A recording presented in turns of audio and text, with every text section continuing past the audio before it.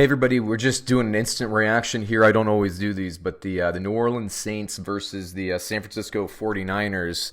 All right. Got both the helmets, and if you're spoiler alert here, if you're wondering if I have all the helmets in the league, I do. We'll get them up behind the wall here at some point, in some fashion like this. But what a game! Holy crap! Now, when I did my game plan video for this, if you watched that, my feeling was that this is going to be a field goal game.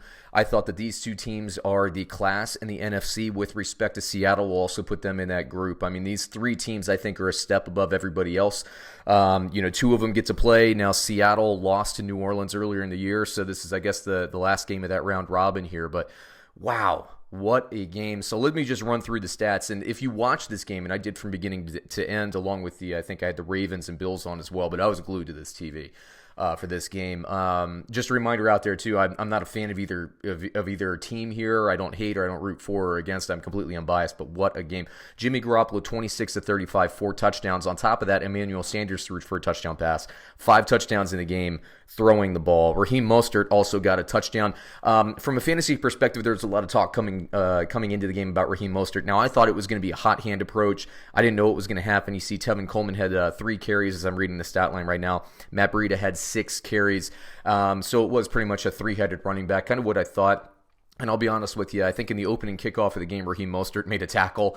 And when was the last time you saw Christian McCaffrey or Derrick Henry make a tackle on special teams? Once I saw that, I was like, Mostert is not going to be the guy going forward. Now, he might lead the team in touches, as we saw. Once again, 10 carries compared to Matt Breida, who was next with 6. And then in the passing game, he had 2 targets for 2 catches. I still think he is the most talented running back on this team, but it's a team with a lot of talent at the running back position.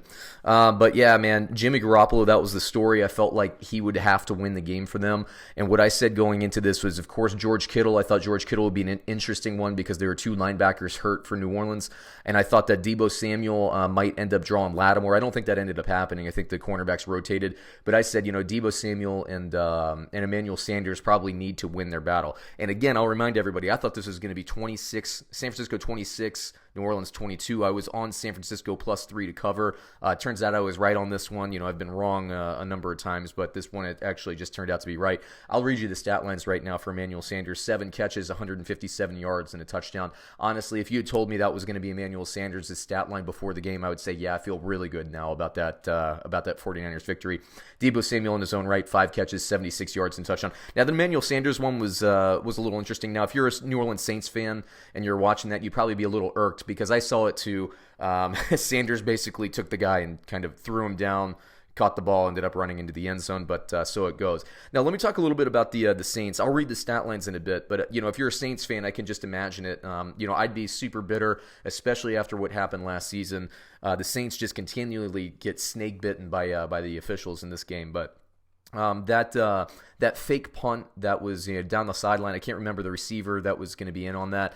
That's just a scheme play. Honestly, the San Francisco guy, I don't think did anything wrong. I don't think, as Dean Blandino and the announcing team, I thought the announcers did a great job too in that game.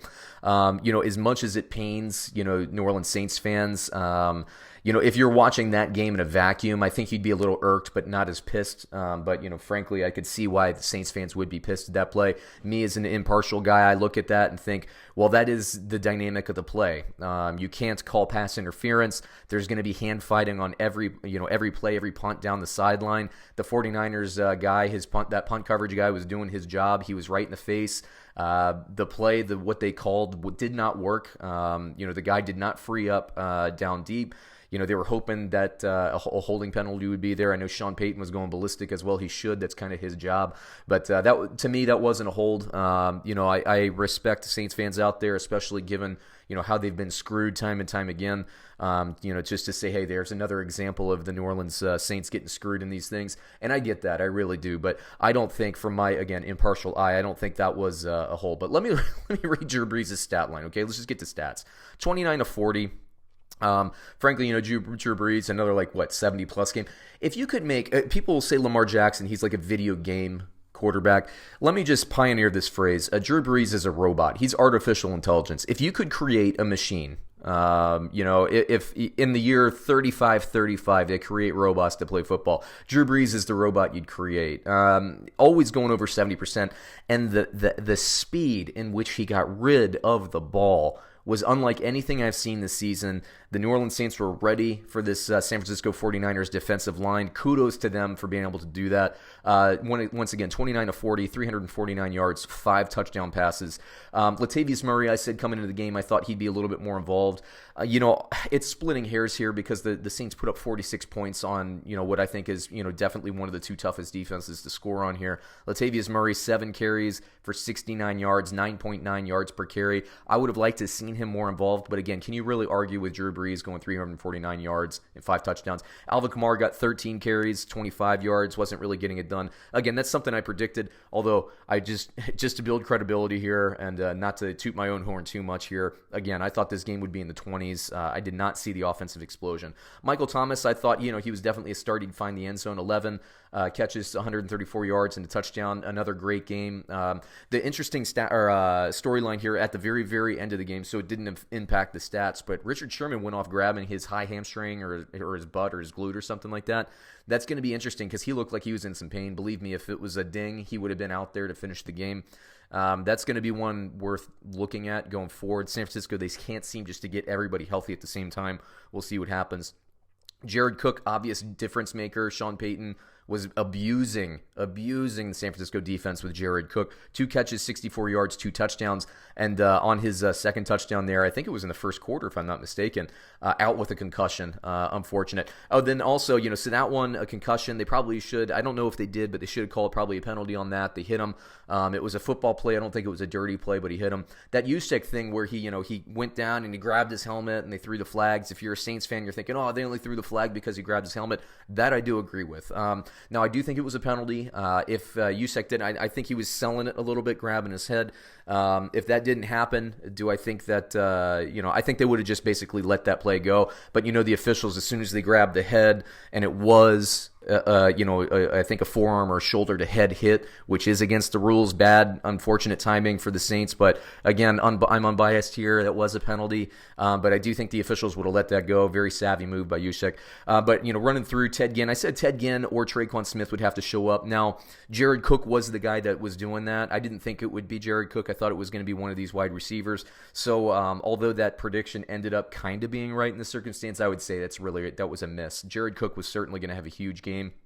Once again, 2 catches, 64 yards, 2 touchdowns, I think both in the first quarter. But Traquan Smith, he got that touchdown at the end of the game, but only 2 catches. Ted Ginn, 4 catches. The Saints are going to have to do better in most situations. But again, can I really criticize the New Orleans Saints who put up 46 points?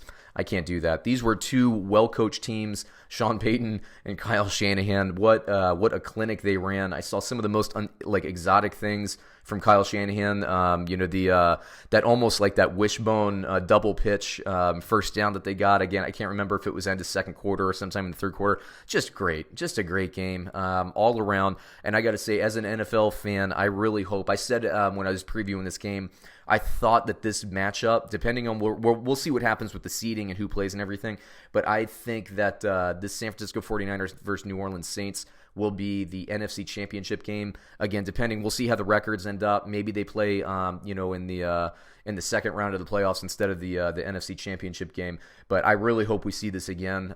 This is a fantastic game. Now we're just kind of waiting to see what happens with the Seahawks. The Seahawks could end up winning, and if that's the case, San Francisco at 11-2 will still be the 5th seed in the playoffs if Seattle wins, if they can handle business against the Rams. So we'll see what happens. I'm looking forward to seeing how everything shakes out. Putting out a new power ranking earlier this week. I really don't know what I'm going to do, to be honest with you. Baltimore wins a squeaker there. I think they still give them number 1. San Francisco, Baltimore beat San Francisco, so I can't really make the argument. But Seattle has beaten San Francisco, so maybe do I move San Francisco up to number 3? The Saints, I can't harm them too bad. I think they're still one of the top 3 teams in football. I really do. So it's going to be very interesting, very, very fun. Again, I don't do a lot of these reactions, but the old New Orleans Saints here and the old San Francisco 49ers, let me hold up the helmet. I hope we get some more of that later in the playoffs. It would be fantastic, and I would just be so happy if these 2 teams do lock horns again in the playoffs. We'll see what happens. So thanks for watching, everybody. Comment. Let me know what you think, especially if you're a Saints fan. Do you think it was obviously interference? Make the argument. I kind of stated my case. You go ahead and state your case as well. San Francisco, let me know what's going to happen with Sherman. You're going to follow that injury news a little bit more than I will at the beginning of the week. My weeks are always busy to start. I'd love to hear your thoughts on the game and how these two teams can stop the other offense if they do indeed play each other again in the playoffs. That will also be interesting. So check us out on another episode of something soon. I know we'll create some more videos, and we'll catch you then. Thanks, everybody.